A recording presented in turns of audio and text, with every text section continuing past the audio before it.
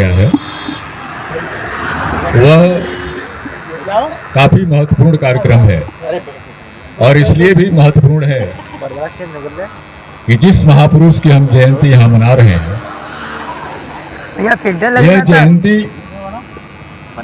पूरे देश में मनाई जा रही है, गांव गली में मनाई जा रही है, पक्ष विपक्ष दोनों की तरफ से मनाई जा रही है, और न ही मात्र भारत में बल्कि पूरी दुनिया के 200 से अधिक देशों में बाबा साहब की जयंती मनाई जा रही है। उन पे चर्चाएं हो रही है, उन पे सेमिनार हो रहा है और उनके विषय में बताया जा रहा है।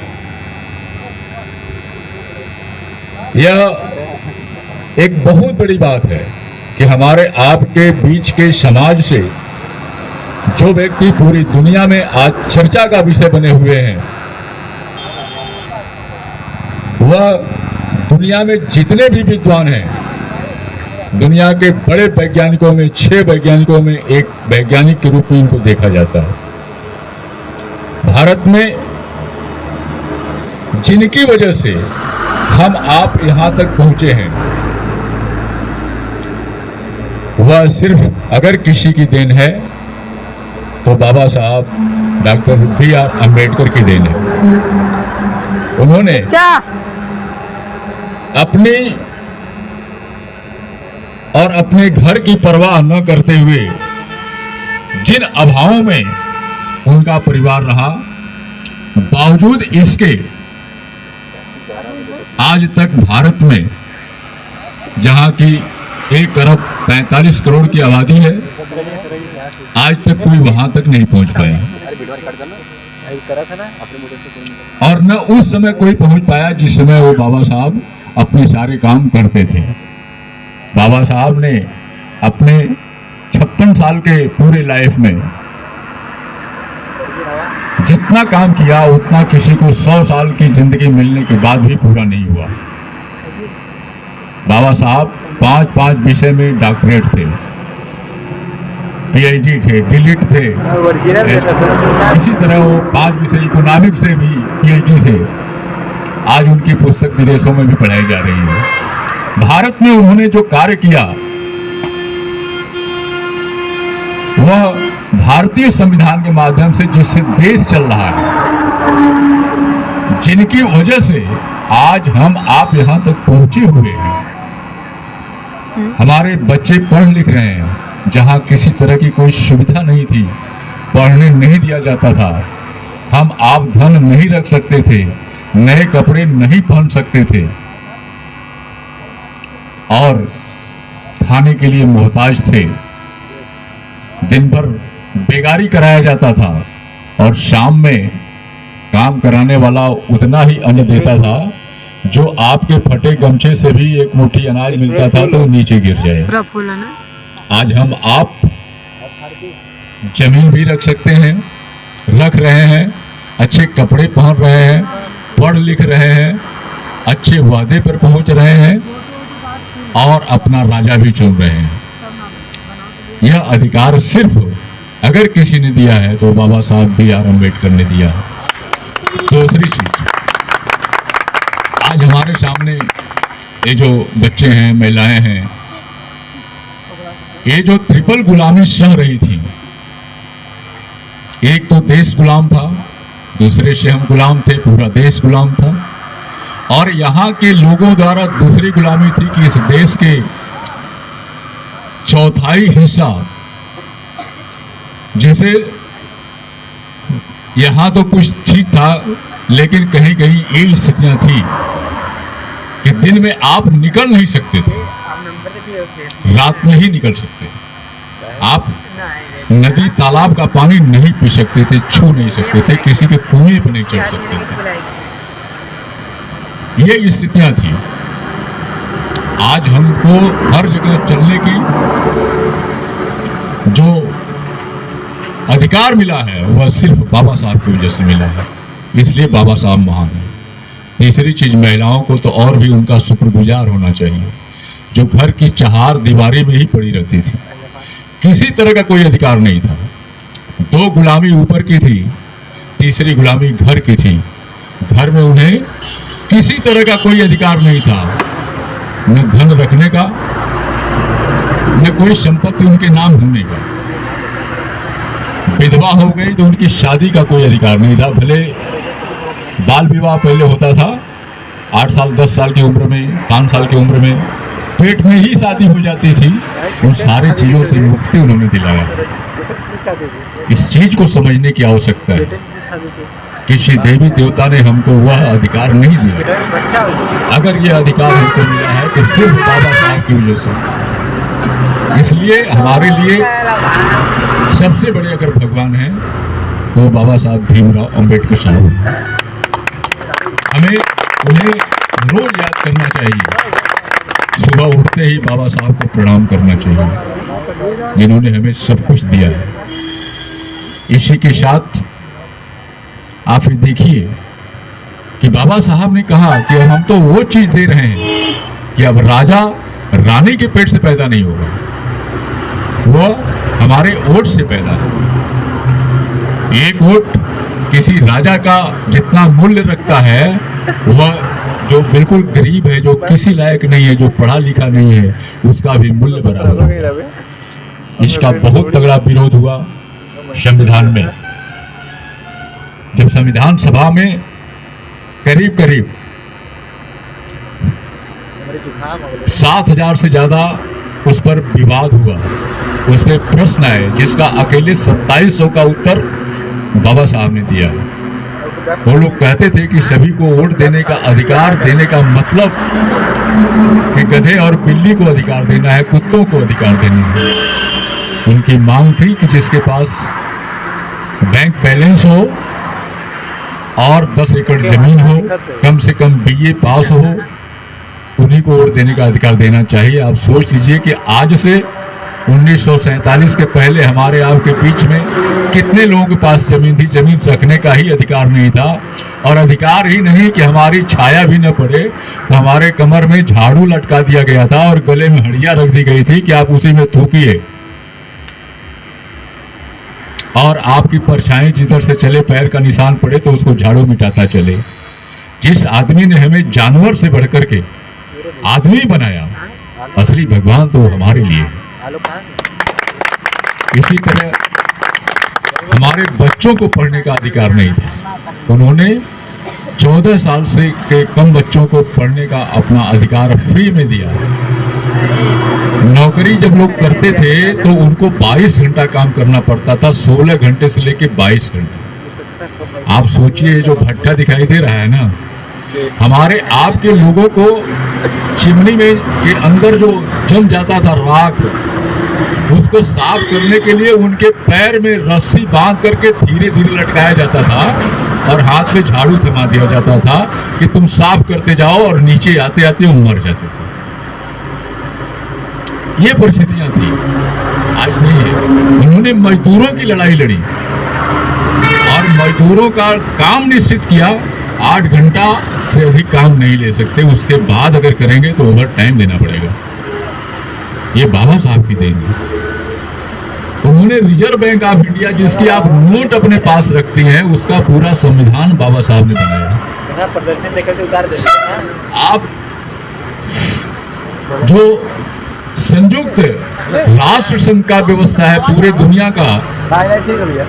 दुनिया का जो जहां पंचायत बैठती है, उस पंचायत का भी विधान बाबा साहब ने बनाया। बैंकों का विधान बाबा साहब ने बनाया। हिंदू कोड बिल लाए जिस पर विरोध हुआ।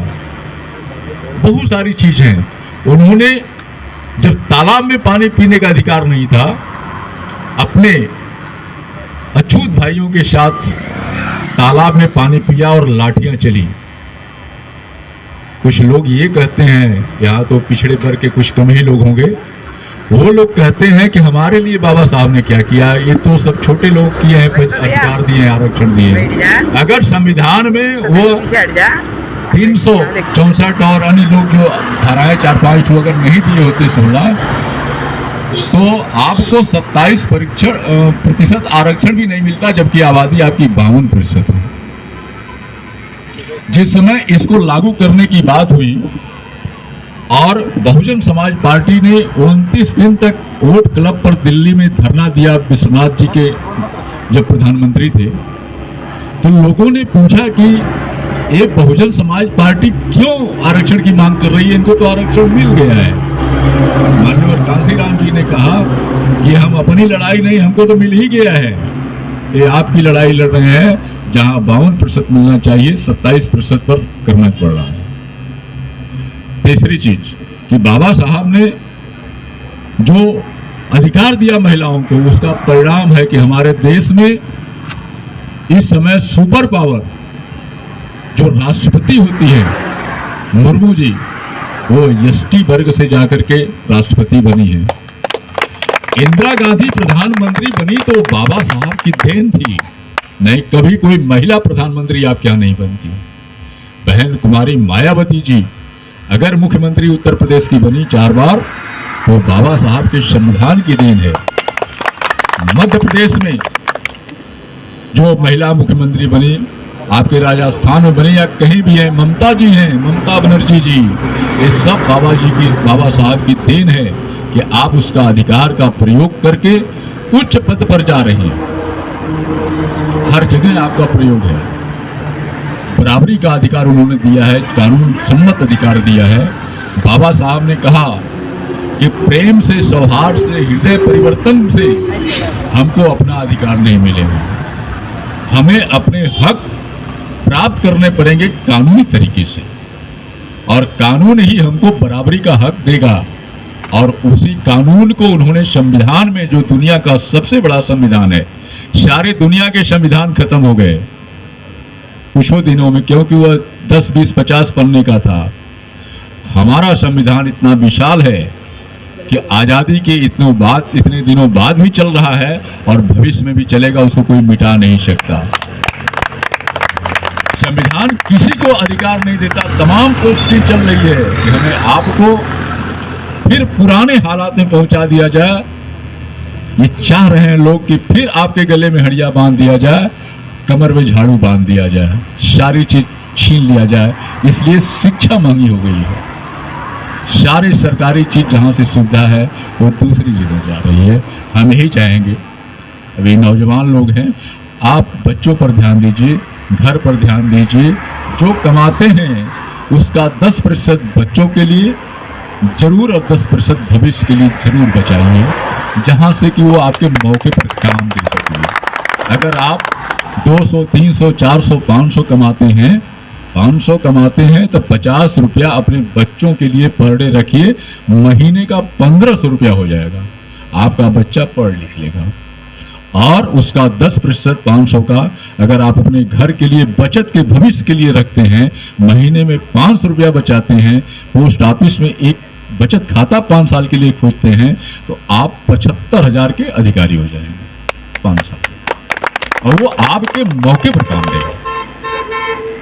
इस तरह आप 500 कमाए तो 100 रुपया बचाने की बात कर रहे हैं, 400 रुपया आप अन्य चीजों में खर्चा कीजिए, घर पर ध्यान दीजिए, यह जरूरी है।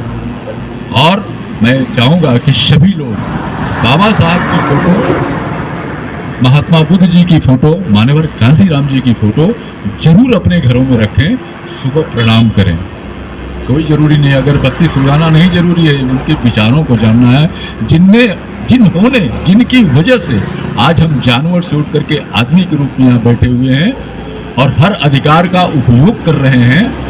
इस चीज का अगर उपयोग हम नहीं कर पाए तो बाबा साहब ने जो किया है उनके साथ हम न्याय नहीं कर पा रहे हैं। समता, स्वतंत्रता, बंधुत्व और भाईचारे का उन्होंने अधिकार हमें दिया है। हम मिलजुल करके रहें, एक दूसरे का भला चाहें, किसी की टांग खिंचाई न करें, ये ज्यादा अच्छा है। अगर ऐसा हम करते हैं तो बाबा साहब के साथ न्याय नहीं है। बाबा साहब ने किसी का अधिकार छीना नहीं है, उन्होंने सभी को अधिकार दिया, रहे जैसे अल्पसंख्यक हैं। अगर बाबा साहब का संविधान नहीं होता तो हमारे देश के 18% अल्पसंख्यक मुसलमान, जिनकी संख्या करीब 40 करोड़ के आसपास है, वो भी सुरक्षित नहीं रह पाते। ये बाबा साहब की देन है।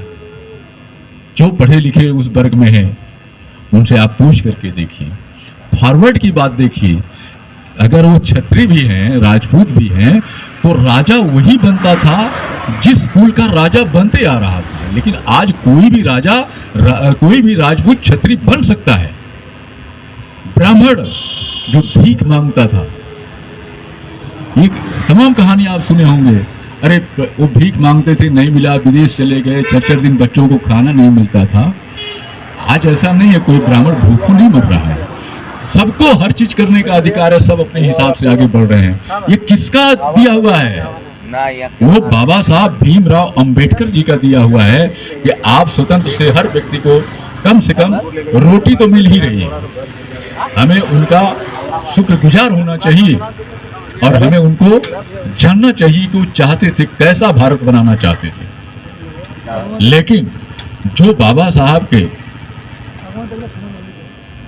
विचारों को मानने के लिए तैयार नहीं थे, आज उन्हीं के हाथ में आपकी लगाम है।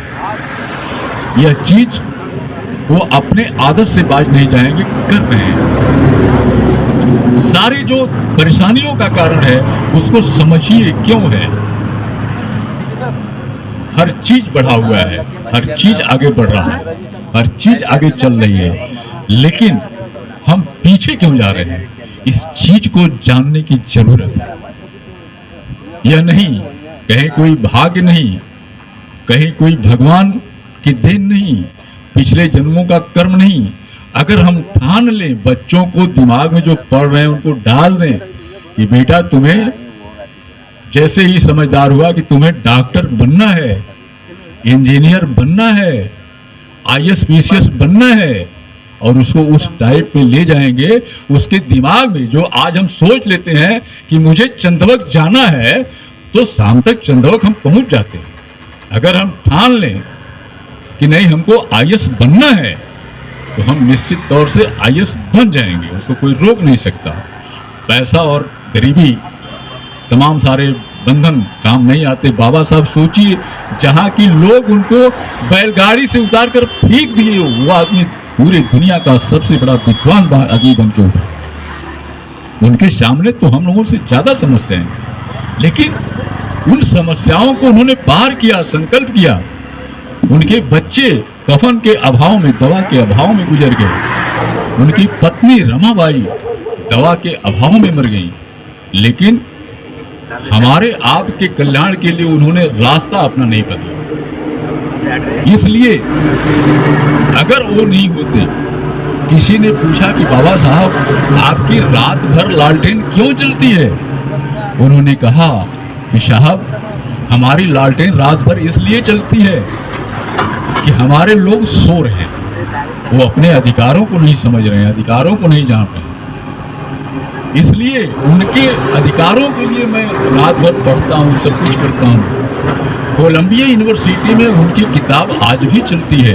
वहाँ बहुत बड़ी आदमकद बाबा साहब की प्रतिमा लगी हुई है, और वह यूनिवर्सिटी को गर्व है कि भारत का एक ऐसा दुनिया का सबसे बड़ा आदमी जो उस समय उपस्थित वहाँ के लाइब्रेरी में 1,42,000 पुस्तकों को पढ़ डाला। आज हम लोग 2-4-6 पुस्तक नहीं पढ़ पा रहे हैं। तो बाबा साहब अध्ययन किए और लगभग 9 भाषाओं के जानकार थे, समाधिकार था। हिंदी, इंग्लिश, संस्कृत, फ्रेंच, कई भाषाओं के वो महाविद्वान थे। जब करपात्री जी उनको चुनौती दिए कि बाबा साहब आप हिंदू धर्म को चुनौती दे रहे हैं, सनातन धर्म को चुनौती दे रहे हैं, आइए काशी में मैं आपसे बहस करना चाह रहा हूँ। इस पर उन्होंने पत्र लिखा कि आप एक संत होकर के राजनीति की बात करते हैं, आप संत नहीं हैं, आप राजनीतिक व्यक्ति हैं। मैं कानून मंत्री हूं, मैं मंत्री हूं यहाँ का, आपको दिल्ली में आना पड़ेगा और ये आप बताइए कि किस भाषा में, संस्कृत, अंग्रेजी और भी जितनी भाषाएं वो जानते थे, उन्होंने कहा 8-9 भाषाओं में किसमें आप हमसे करना चाहते हैं। तब करपात्री जी स्वीकार किए कि आप सही हैं, क्योंकि संत राजनीति की बात नहीं करता। जब धर्म राजनीति से जुड़ जाता है, दुनिया का इतिहास है कि सिवा गड़बड़ के कुछ नहीं। और हो रहा है। इसलिए धर्म हमारी आस्था का विषय है, राजनीति अपनी विषय में है। बाबा साहब ने कहा कि शिक्षा वह शेरनी की दूध है जो पी लेता है वो दहाड़ता है। अगर शिक्षा नहीं है तो दिक्कत, घर आज नहीं तो कल बन जाएगा। आपको अगर किताब की जरूरत है, कपड़े मत बनवाइए, शर्ट मत बनवाइए, पैंट मत बनवाइए, लेकिन किताब जरूर खरीदिए और उसको पढ़िए। बाबा साहब 18-18 घंटे पढ़ते थे, तब बाबा साहब दुनिया का, विश्व का सबसे बड़ा विद्वान बने हैं। इसलिए बाबा साहब को जो चीज हमें आपको देकर गए हैं, कम से कम नहीं कुछ तो उसका 25% को उपयोग करें। नहीं कल अगर फिर उल्टा हुआ, संविधान में तमाम तब्दीलियां हुई, चाकू बाबा साहब ने दे दिया, अगर किसी गर्दन काटने वाले के हाथ लगेगा तो गर्दन काट देगा। उन्होंने सब्जी बनाने के लिए दिया कि आप सब्जी बनाइए, बढ़िया खाइए, बनाइए। संविधान एक उसी तरीका का है। और बाबा साहब ने संविधान सभा में भी कह दिया कि यह संविधान अगर अच्छे लोगों के हाथ में जाएगा तो अच्छा कार्य होगा, अगर बुरे लोगों के हाथ में जाएगा तो उसका दुरुपयोग। इसलिए हमें इन सारी चीज़ों को सोचना है। बाबा साहब ने तो बहुत कुछ दिया, कम से कम पुस्तकें खरीदें।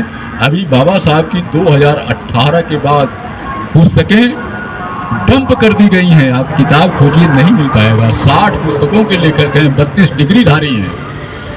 कोई भारत में आज तक ऐसा नहीं हुआ है। इसलिए यह जरूरी है कि बाबा साहब को हम अच्छे ढंग से समझें। वो कैसा भारत बनाना चाहते थे, वह उस भारत को समझें ताकि हम सभी लोग ठीक ढंग से रह सकें। एक अच्छा उन्होंने कहा, शिक्षा, संगठन और संघर्ष। आप शिक्षित होंगे, पढ़ेंगे, लिखेंगे, तब आप अपने अधिकारों को जानेंगे। अधिकार अगर नहीं मिल रहा है तो उसके लिए आप संगठित होंगे और संगठित हो करके आप संघर्ष करेंगे, तब आपको मिलेगा, तब यह समाज सुंदर बनेगा। अभी एक उदाहरण आपको बता दें, अभी बीएचयू की बात है। एक शिवम सोन का लड़का गोरखपुर का, 1652 सीट यहाँ जेआरएफ के लिए थी, उसमें वो 8 बार नेट क्वालिफाई किया। नेट आप समझ लीजिए कि एमए एमएससी के बाद नेट होता है जिससे आप वैज्ञानिक बनते हैं, डॉक्टर की डिग्री मिलती है। वो 8 बार पास किया और बीएचयू में जेआरएफ का निकला तो वह कई हजार विद्यार्थी बैठे, 1652 सीट रही है। उसमें जनरल में भरा, रिजर्वेशन में नहीं भरा, जनरल में भरा और दूसरा स्थान प्राप्त किया। उसके बाद भी उसका आप सभी लोग आने वालों को